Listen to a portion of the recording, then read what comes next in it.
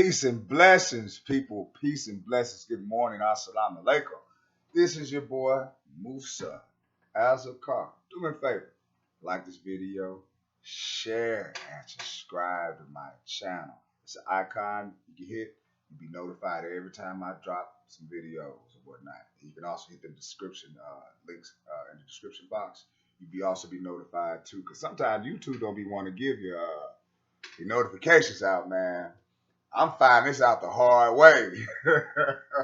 But it's all good, though. My man, Ticket TV, he say the same thing, and it still don't stop his grind. You feel me? And, oh, yeah, subscribe to his channel, too. Ticket TV, that's why I like to get my sports content, just worldly content. He reminds me of somebody I used to go to school with. We don't talk shit in the classroom.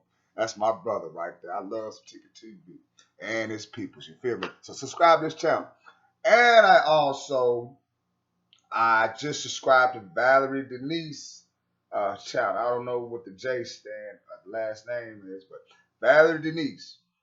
Subscribe to her channel. I came across some hot information on her page.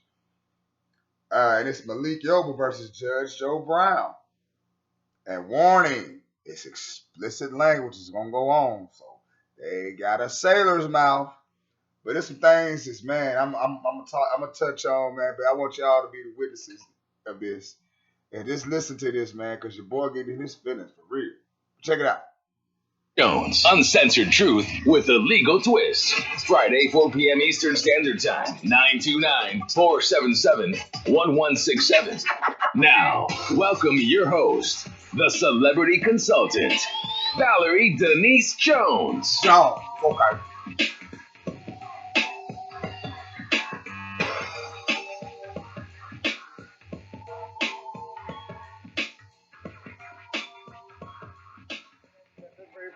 That you mentioned that, because speaking of social media, recently you reposted the video of Marcus Willoughby and the trauma that he faced. And everybody missed the point of that. They missed the point. They talked about I'm gay, faggot, fuck you, piece of shit. You're an abomination.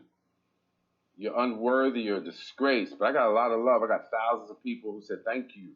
Yeah. Because my child, my lover, my daughter, my son is in pain.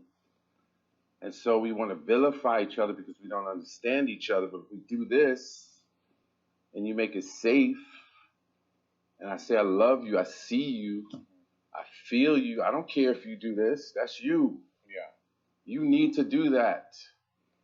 Just like black men need to walk in the street, be like, yo, what's up, nigga, what?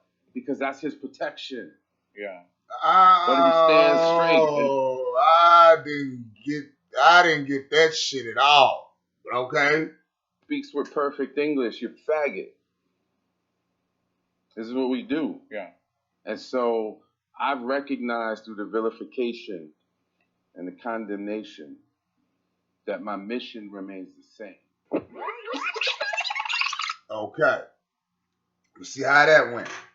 I want to get to the good part with him and Job having a conversation about that. I'm trying to see where it's at. I'm going to find it. Here we go.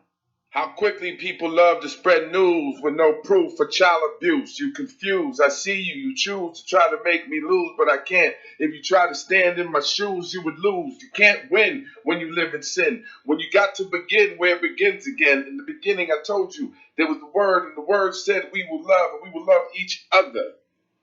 No matter what, you my sister, my brother, whether you be a trans man or a trans woman, I do not know. If you do not understand, yes, this is a freestyle. I'm feeling kind of wild off the top of my dome in somebody else's home. Leave me alone with your words and your comments and the shit you don't throw upon the dome as I think about it daily. Made me move deeper and deeper into my warrior spirit. Here I come. You're going to see it and you're going to hear it. You're going to fear it if you don't understand it. Lean into it so you understand it. See, because all of this is just the way God planned it. You the one that's confused. You the one that's going how you like that? Those little freestyle. A lot of nonsense is floating around town. This nigga here is crazy as fuck. Y'all hear this shit? Wait till a real alpha man talk to him. We didn't hear that part of it. Injury or death in the full contact sports. because always go quiet. And yet, without black minds can practice it. I'm gonna find it. Pick up my phone. Just give me a second, y'all. You know, a lot of nonsense and the purpose, love, and trauma workshop hosted in the first place.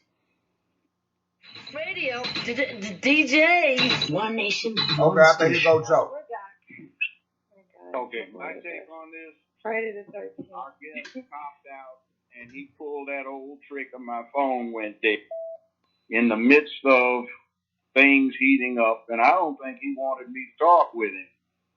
See, he gave us a propaganda splurge, and he's entitled to think what he wants. He's entitled to do what he wants, but it's not something the rest of us should have crammed down our throats. He is appealing to a select audience, the choir that he is dealing with, and he is on their behalf pushing homosexuality, because even if he doesn't practice it himself, he's advocating for trans. Trannies were set forth 50 years ago as a device that what is now known as the LGBT community might use with profit to insinuate itself into the general population and cause general havoc. That is what you see so much, ranging from Michael Jackson to his androgynous, self-hating self. Anti-black mindset trying to be white. You saw that. Everybody loves Michael Jackson, and you can't get on a damn elevator in America or sit in a restaurant without listening to that. You have this thing where you've got people who want to tell you about fluid gender, and yet you've got failed boys who don't make it as athletes, declaring their girls and going out and beating the pants off of women who are qualified and fit to run in a women's meet or participate in a women's wrestling match, but who are always going to get beat in the running events and are in danger of suffering serious bodily injury or death in the full contact sports because they are women and they have women's bodies. And you've got these boys with boy bodies who hate what they are. They hate what they are and they hate what they want to be. And it is very bad for the general public to get these people who are so deep into self-hate to disseminate that hate.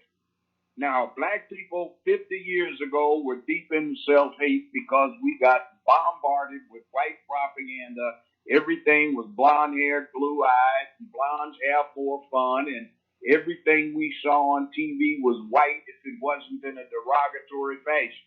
So what did we do? We got black and proud.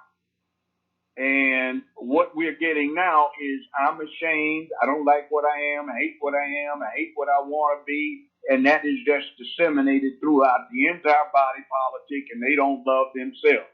You look at a gay pride parade or one passes you by when you're trying to get someplace, and you see all of these caricatures that they put on that are just self-depreciating and insulting. The other thing, you touched on it, Valerie, and by the way, I tuned in at exactly 3 o'clock my time, 4 your time, and you started playing that tape at 3:01 my time by my phone. And you started on time. But see, it's like you walk into a room. No, actually, you heard a commercial. I had to play a commercial because they were 10 minutes late. And then also I started receiving text messages saying, we've only got 15 minutes. Now, I've been in the entertainment industry my whole life, but what I'm saying is when we're live, be fucking on time because we are live, and I didn't have content to put in the middle of that. Then also, too, I get text messages saying, oh, are we going to be talking to the judge? When I am sitting here, I know your point. Obviously, the show hadn't been vetted because they don't understand your position. And I was sitting over here trying to support from a certain degree because I'm a huge-ass Malik Yoba, the actor fan, right? And I love the things that he say. And again, I tried to set the tone a certain way, but no, couldn't do that. Because in the background, I'm getting text messages, where's the judge, where's the judge? But I know what your position is. So I tried Well, again I'm not to getting give on them an you. opportunity to say some shit, and then instead it's like, oh my goodness, don't fucking treat me like I'm the little person when I'm over here running motherfucking I'm doing businesses and running networks and shit. This is the problem I have with. This is why I respect Cardi B so much, because all this press and how people look down at people because they think their shit is small.